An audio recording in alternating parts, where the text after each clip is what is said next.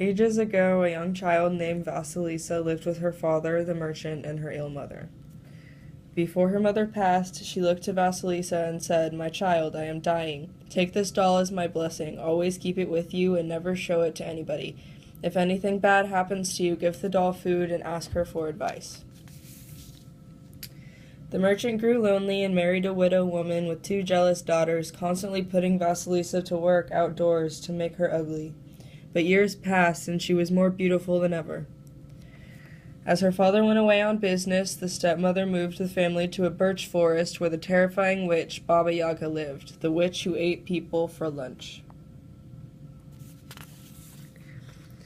Oh. One night, the stepmother decided to rid of all the candlelight. "It's impossible to finish our work in the darkness," she told Vasilisa. "You must go to Baba Yaga for light." Out in the open darkness, she fed her doll and asked her for advice. "Don't be afraid," the doll told her. "Go to Baba Yaga and ask her to give you light."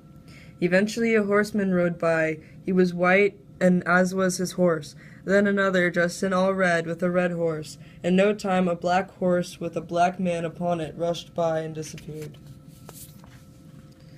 At last she found the hut. A fence of human bones surrounded it.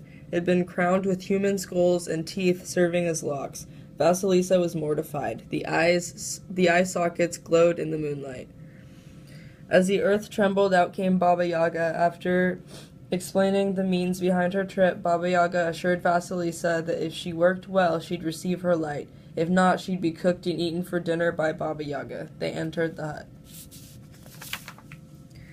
After Baba Yaga ate her dinner, she left the girl with nothing but a piece of pie crust, and before bed she told Vasilisa that she must clean and cook everything.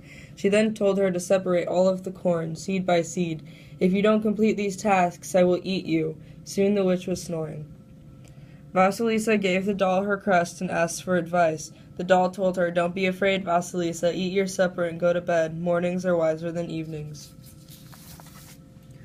By the time morning came, the jobs were done and Vasilisa prepared a meal. Baba Yaga wasn't happy, for she wanted to eat the child.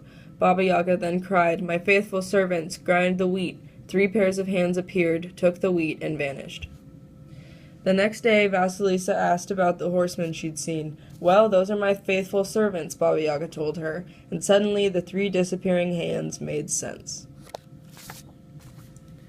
After realizing that Vasilisa had been given a blessing from her birth mother, Baba Yaga heaved a skull from the gate and put it on the end of a stick. She then sent Vasilisa on her way home. As she got home, the skull's eyes fixed upon the step-family, burning them like fire. There was nothing but ash on the floor and Vasilisa standing in shock. She soon took to a new home where she wove flax into beautiful thread and made beautiful clothes that were sent to the king. Once her father returned home, him and Vasilisa lived happily ever after in the kingdom, and Vasilisa soon after became queen.